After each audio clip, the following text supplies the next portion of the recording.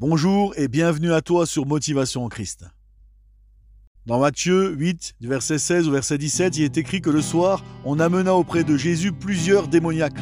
Il chassa les esprits par sa parole et il guérit toutes les maladies, afin que s'accomplisse ce qui avait été annoncé par le prophète Ésaïe. Il a pris nos infirmités, il s'est chargé de nos maladies.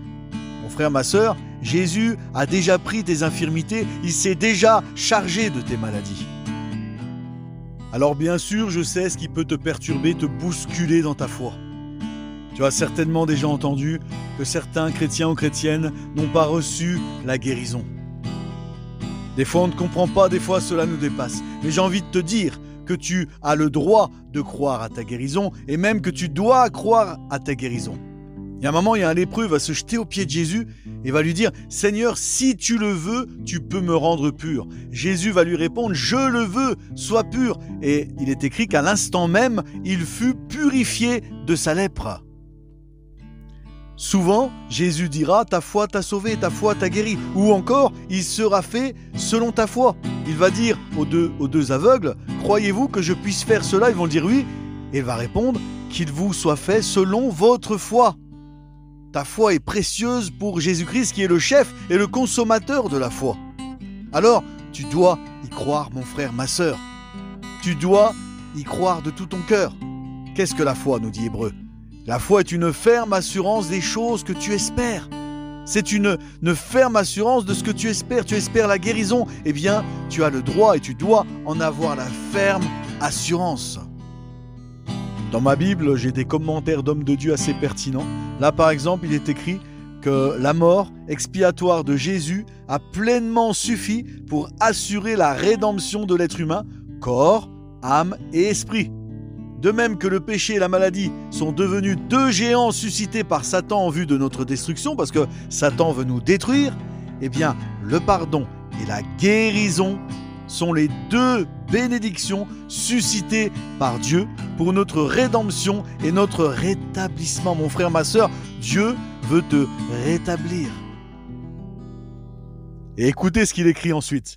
Le croyant doit en toute humilité et avec foi chercher à recevoir la pleine provision offerte par l'expiation de Christ, y compris la guérison du corps. Tu as le droit de chercher pleinement et avec foi la guérison de ton corps, mon frère, ma sœur. Et tu peux confesser de ta bouche « Je suis guéri par les meurtrissures de Christ ». Moi, une fois, c'est un petit détail. C'était pas une maladie. C'est quelque chose qui va te paraître bête, ce que je vais te raconter. Mais c'est réel. Dieu se glorifie dans les petites choses comme dans les grandes choses, dans les petites maladies comme dans les maladies plus sérieuses. Moi, j'avais juste, par exemple, à un moment donné, un ongle incarné, un ongle bien enfoncé dans la peau. Et à un moment, l'orteil était carrément à cet endroit-là noir.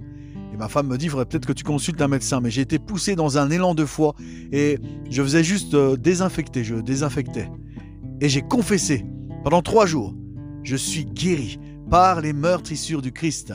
Et ma femme pourra vous en témoigner, c'est la vérité. L'ongle est ressorti tout seul, enfin tout seul, c'est Jésus-Christ, j'en suis persuadé. L'orteil a repris sa couleur normale, j'étais complètement guéri. Et j'ai confessé pendant 3 jours en croyant de tout mon cœur, j'avais la ferme assurance de ce que j'espérais. Et c'est l'Éternel qui m'a guéri.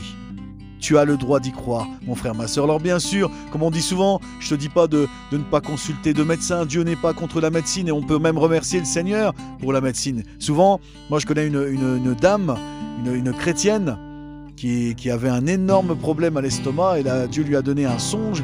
Elle s'est vue dans un hôpital en Belgique, etc.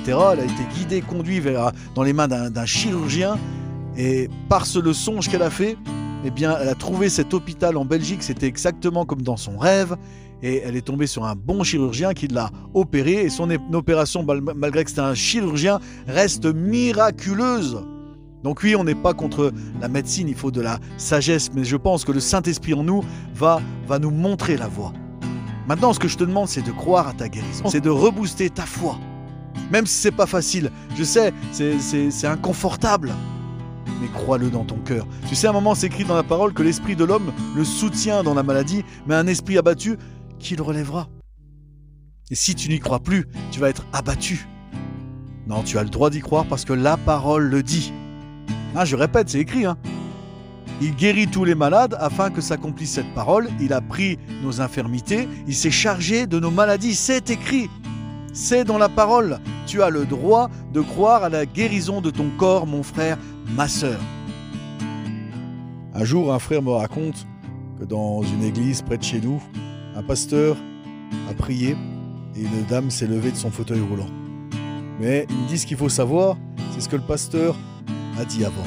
Juste avant, il a fait une prédication sur la guérison. Il a dit en parlant aux chrétiens, s'il y a une seule personne ici qui pense que ce n'est pas la volonté de Dieu de guérir, je lui demande de sortir maintenant.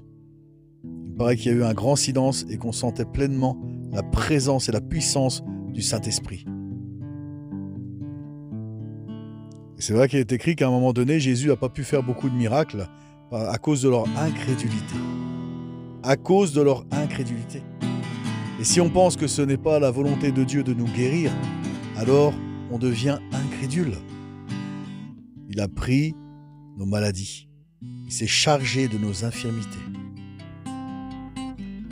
J'espère vraiment que ces paroles ont remotivé ta foi, ont reboosté ta foi pour la guérison.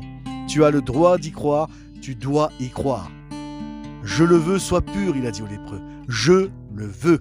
Nous ne devons jamais penser que ce n'est pas la volonté de Dieu de nous guérir. Nous l'avons déjà reçu. Il l'a pris.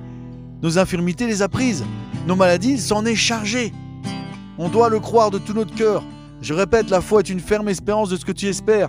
Et c'est ajouté après une démonstration de ce que tu ne vois pas. Dieu nous a donné l'imagination aussi pour la foi. Il nous a donné la parole. On peut confesser de notre bouche.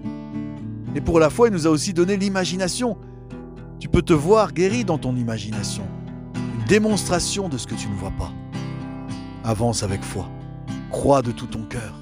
Tu dois croire contre vents et marées. De toute façon, ce que tu espères, la foi, c'est quelque chose que tu ne vois pas encore. Même si tu ne vois pas encore ta guérison. Merci Seigneur parce que j'ai la guérison. Merci parce que tu as pris cette infirmité. Tu t'es chargé de cette maladie. Merci Seigneur parce que par tes meurtrissures, je suis guéri. Il faut que tu parles. Jésus a dit de parler à la montagne. Il est écrit, dites à cette montagne, ôte-toi de là. Et si tu ne doutes pas en ton cœur, tu le verras s'accomplir. Si tu crois que tu l'as déjà reçu, tu le verras s'accomplir.